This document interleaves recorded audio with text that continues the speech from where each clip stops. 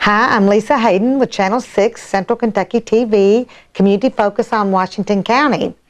And thank you, Mary Carey, for being here. And even though I had to make you wait for a little bit, Well, I thanks for the appreciate invitation. it. And I want to congratulate you on your award with the Springfield Business and Professional Women's Club. Thank you. So what was that award exactly? That award was actually for my business promoting women. There you go. There you go. And of course, you are a business, you are a woman business owner. Yes. And that is very good. And you've had your own business for 41 years. Oh my gosh, Mary. And more. I don't know. I lose track. I think I started in 78, fall of 78. Wow. Mm-hmm. So now what precipitated that to do that? Well, I wanted a job, and I was at home with babies, and just wanted to kind of do something on my own. And my mother gave me this upholstery course, and just started from there. After 10 years of doing upholstery, I added drapery, and so now we do drapery, upholstery, bedding, and shutters and shades and blinds, and So you took classes for all of that? No, I didn't take any classes per se. I took a few seminar classes at some conferences that I attended over the last 30 years, but the upholstery started with a correspondence course. And I never finished it.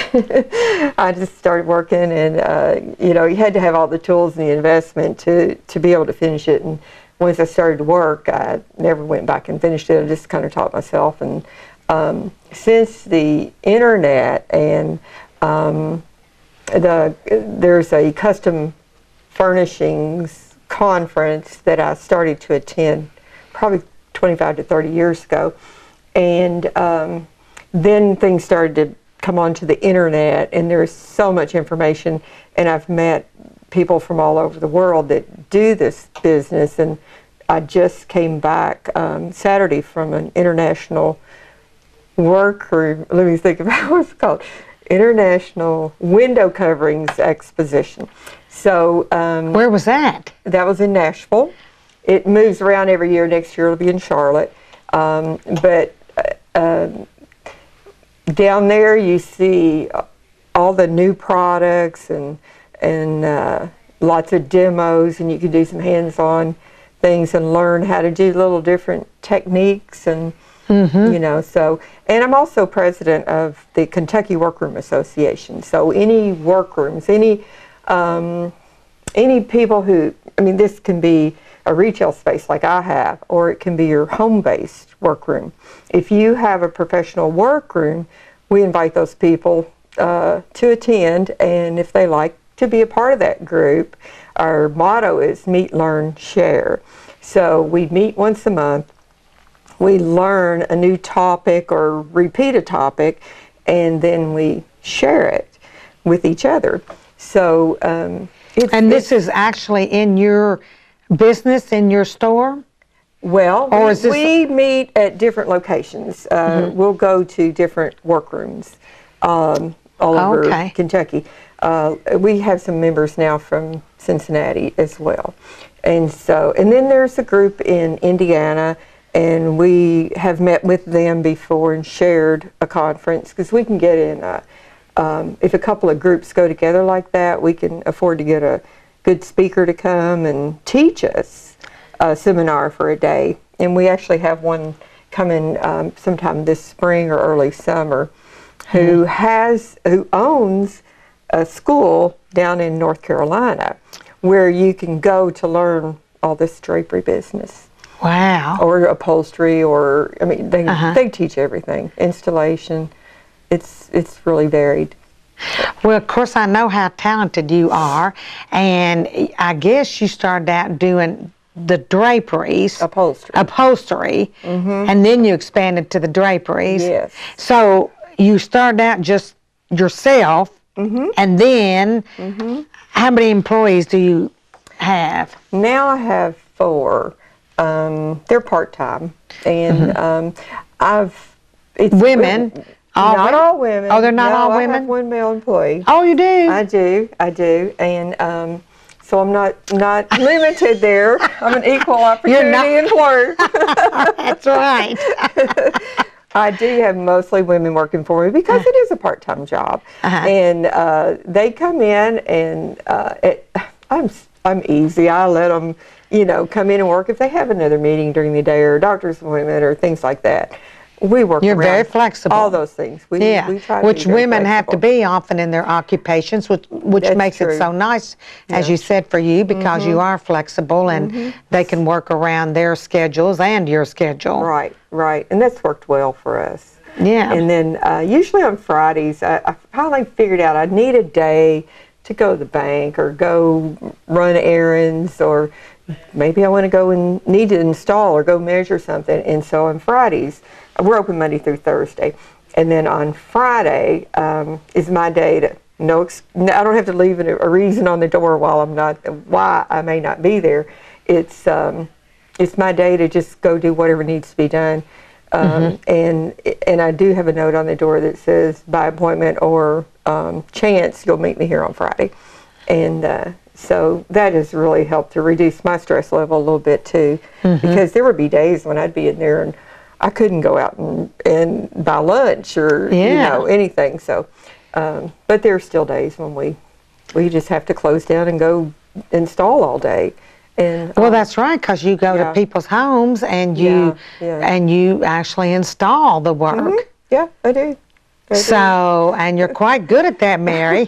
Thank you. Bring that little screwdriver and your hammers and nails and. I'm a tool girl. I'm telling you. I do love my tools. You do. Yeah, I go to Lowe's and check out the tools, or Home Depot, wherever I am. I would rather go see the tools. Well, gosh, your work is beautiful, and I guess people. I mean, now that it's pretty hard work, because I mean you're down there on the floor, turning furniture over and stapling. My body's starting to feel all those twists and turns a lot more than they used to. Well, I mean, it's tough work. There are some days when I'm up and down the ladders all day, and I have a few aches and pains when I get home, and the Epsom salts does a good job. Well, so you have 3 women and then 1 male, and now I do have a 5th who comes in the summertime, and she's in college, and she's worked with me 5 or 6 years. Excellent, she's so good, and so when she comes in, it's like a boost, because she knows how to do so much, and she'll, if we're lagging behind a little bit, she can help us get things caught up. Because it's pretty overwhelming. It's really overwhelming, the response and the people who are coming in almost daily. It's just overwhelming at times, but I love the job. I love the work, and I'm going to do all I can for as long as I can. And you've got people that come from everywhere. I know you do a lot of work in Bardstown and Lebanon. We're doing more in Lexington and Louisville now too. Yeah, we've always done those customers, but we've picked up more, and so. Because the name of the business is Designs by Mary. Designs by Mary. Yes. And that's how you can see it in online and. I'm on Facebook. You can look under Designs by Mary on Facebook, and I post pictures of almost everything we do. We want you to do something on Channel 6. We're going to get you on there to do a program. Maybe teach somebody how to do something. Not take away any of your business, of course. I have a pretty busy schedule. I know. Now you got all that extra help, though, see? Oh, well. And and Mary, of course, you've been a member of the Business and Professional Women's Club for, gosh, I don't know how many years. I started out in the 70s. Yeah. And then I took a little leave of absence. I was raising kids and just too much going on. And then I came back a few years ago. And So you've been very involved with that club, and you've especially with the wine tasting, and especially with the wine tasting. And if anyone is wanting to volunteer to pour wine or anything, they can contact Mary Carey at. I am co-chair this year, so you are co-chairing. Okay, yes, because my first year not co-chairing. Or chairing, yay! Okay, so I have big shoes to fill here. Yes, it's you can contact me at 859-481-3100. Yeah. You can text or call. Yeah. Well, that's great because, you know, the wine tasting is coming up May the 18th. And so we really do want, you know, and it's going to be at the same location at the Louisville store. And so we do want, you know, we always need lots of women to work. And, you know, we're so blessed. We need women and men. And True. I have recruited quite a few of both in the past few years. And my family loves to come down. I have several of my family members who show up every year. And they've already said, so when is it this year? I want to be there. They love it. They really have a good time. It's fun. Yeah. Well, you know, it's almost kind of like a homecoming. A lot of people that don't live here now come back and you know, get to see people they haven't seen in years, and so that makes it fun too. It does. Yeah. It does.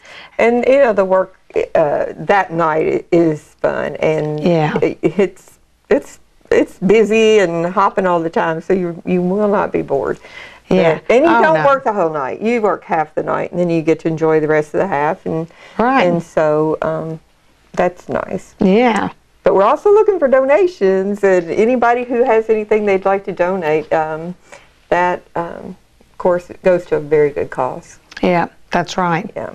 Goes for all our scholarships, primarily, our right. For women. But we have so many other projects that we do, mostly based for women, charitable organizations. So we do a lot with all that. Yeah. And Mary, I know now your daughter presented you the award that day at the Springfield, at the Business and Professional Women's Breakfast that we always open up to the public, and is so nice. And so your daughter, and I thought it was so nice. It was. Do you want to tell us a little bit about what she said? Gosh, I don't remember. I can't. You're going to catch me. Oh, it just you probably kind of made me better cry. Than I do. Well, I think I may have cried a little bit too. Yeah. Well, you tell me what she said. I don't remember. You don't remember? I mean, I can't remember. Well, she just talked about what a good mother you were, and how you were all, you know, how you were such a role model for her and other women, and your other children, and how you know, you just were working all the time, day and night, but you never neglected. I remember that part too, because I remember because that felt so good to me, because you know, you often wonder, did I give my children enough of my time, because I'm so busy, and I know all mothers are busy. So to actually hear your grown daughter come back and say, you were there when we needed you always. That I do remember that. That's probably when I cried. I know. That's when I thought I was going to cry. Yeah. And you know, and you were a single parent for a while, you know, after I guess your divorce, and so I don't know how long, and but you know, long enough to get them all out the door and married, and I mean, that's a lot of hard work. Anyone that's a single parent knows how difficult that is. I mean, you're trying to raise children and work full time and be attentive to them and take care of their needs. And but you know, it just worked. It I don't know, by the grace of God, I guess it just worked. And if I needed something, it just always showed up. And I always have had a lot of faith and trust in God, and that He's going to provide, and it did. It just worked, and so I'm really grateful. I have and I've tried to teach my children gratitude, and I just think that's so important. Just be grateful wherever you are, whatever's going on. It's a step along the way, and be grateful for where you are and what got you there. Yeah. Yeah. And then, of course, you had a good example too, as your mother. Oh yeah. She was. Talk about a heart. She was a worker. Of course, she had 11 children, and that seems amazing to me. Feeding that many people 3 times a day, and I can remember her being up at 6 o'clock frying chicken in the morning, and we'd get up on Sunday and go to 6 a.m. mass, and she'd come back. No, she went to 6 a.m. mass. If we wanted to sleep in, every now and then, some of us would go to the 11:30 mass or something. But I can remember coming home. She had lunch on the table, and everything was she took care of everything. She had it always done. But she instilled that work ethic in me and in all my family. We're all hard workers. Yeah. But I bucked up against her quite a bit. But it took. And I'm proud to say my aunt the other day said, as long as you're alive, Mary, your mother is still here. Yeah. And that was quite a compliment. That makes you feel good, doesn't it? That was a compliment. I was real happy to hear that, yeah. And my brother made that comment one time, too. At one of my birthdays, my daughter, Melissa, who was so nice with her speech, had all the family members do little videos for me. And she put them all together, and he said that I was most like Mama. So, and she's been gone almost 40 years now, so, it's... so that was Sylvia. That was Sylvia. And your dad was... Jim H. Mm-hmm. Mm-hmm. And then you have... And you have 10 brothers and 10 sisters. 10 brothers and sisters. And I guess there's one deceased, yes. Gary. Mm-hmm. Gary. Mm-hmm. Mm-hmm. And then the rest of them are still... We're still doing well. And we have... they're spread a little bit now, so, I take a little time off and go visit and get around. One's in New Orleans, one's in Maryland, one in Michigan, so that's... of course, I know Steve, who is my classmate, Steve's in town. who lives Springfield. here. Yeah. Mm-hmm. And then I don't think there are any others that live right here. None here in Springfield. We have one in Lebanon. Judy's in Lebanon. Okay, Judy Gooden. And then Barbara, Donna, and Bernie are in Louisville, and Kidda is right across the river in Indiana. Okay, so everybody's close. Is there, when there's somebody in Michigan? Teresa, okay. Teresa's in Michigan, Lou's in Maryland, okay. Tony's in New Orleans. Oh, okay. Yeah. I didn't realize Tony was in New Orleans. I should have, Yeah. So, and then, and now you have 3 beautiful children, and of course, I'd say they've taken your 2 daughters, and Lindsay, who was my son's classmate, is... she's in Texas Isn't she kind of in that interior design? Well, Lindsay she went to school and got an interior design degree. Then she went back to school and decided she wanted to be a registered dietitian. So she is a registered dietitian now. Oh, and she is counseling right now. So, and she loves it. She loves it. But she comes back to Springfield in the fall, and I don't know now that she has a job that she'll be able to do this, but she's hoping to. She did last year. Comes back here and stays with me around Thanksgiving to Christmas and decorates people's homes for Christmas. That's her real passion, I think. She loves doing that. She really, really enjoys that. Yeah. So I didn't know you all decorated homes. I don't. She does. I can't even get her to do mine. She was so busy when she came in this year, she didn't have time to do mine. And I said, just tweak this one little thing for me. And she did. And it was like, wow. She has a real touch for it. She does. She has quite a talent. And my daughter, Melissa, is a teacher. She's a science teacher. Right. In Shelbyville, and my son is an attorney in Bowling Green. Your son, Michael, and his wife, and they have 2 little... 2 little ones. One's almost 5, the other one is a year and a half. So you've got how many grandchildren now? I have 5. That's great. It is. And I just got back from Texas. I stayed down there 5 days to babysit for Lindsay and spend her birthday with her. And then the next weekend I went to Bowling Green and babysat for Michael's too while they went to a retreat. And, oh my goodness! The next weekend Melissa needed a babysitter, and I said, "Oh, I'm so sorry, I'm not going to be here. I'm going to be in Nashville." And she said, "It's okay. You need a break."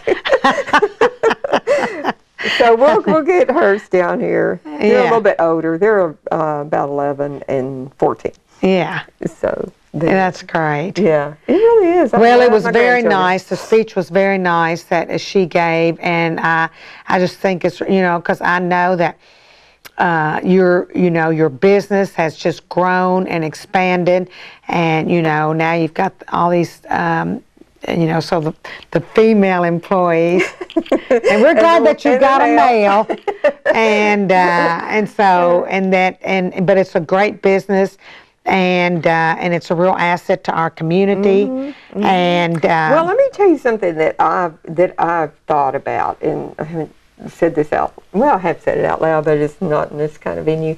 I would be happy to find someone who would like to apprentice to learn how to do the upholstery part, because I think as I get a little older, that's going to be the first thing to go for me. And we need upholsterers, and it's just been really, really hard to find people who want to stick with it and learn it. And the girl that comes in the summertime, she loved it, and she started to pick up a lot of that, and she did really well. And I wish she would come back and do it, but she has other interests, and that's good. That's her choice. But I think there'll always be a sideline for her too. Yeah. But it's a great sideline, and it's a great business for men, especially. A lot of men are in this business, but I know a lot of women as well. So. But anyway, that was just kind of been I think one you're of those right. things that I feel like I don't want to leave the business without passing it on, because my family, my children are not interested in that. They want to learn enough to do for themselves. And Michael builds cornices and covers chair seats. And he does? Oh my gosh, he has done some beautiful work in his home. And, he just picked it all up by watching me. And he'll call me and ask me for tips, and he'll send me pictures. What about this? What do you think about that? And I'm just really impressed. I'm really impressed. And lawyer by day and upholsterer at night. We might have to take on a side occupation there. Well, yeah. We'll just take a trip. Creative. They're all creative. They all have their own. Well, that's what it takes. Someone who's creative, and I certainly am not. And that's why I'm glad we have you right here in Springfield, Mary Carey. Don't worry, I do. I've called you many a time. And so I am, we're very fortunate. And so I just want to thank you for being here today and congratulate you on that nice award. And I really appreciate the award. It's always nice to be recognized, but that's not my goal in life. My family, of course, is number one for me, and my business. I was always afraid that, oh my gosh, I'm so busy, I have so much going on, and I don't want to neglect my kids. But I thought almost there for a little while, is my job before my family? I don't want that to happen. But I tell you what, when you get those grandchildren, you take more time to do, to put family first. So if they need something, I'm gonna just. You're going to be note there. On the door and say, I'm sorry. I'll be back Monday. Me, but I'll be back. Yeah. So, well, thanks so much, and congratulations. Oh, thank you.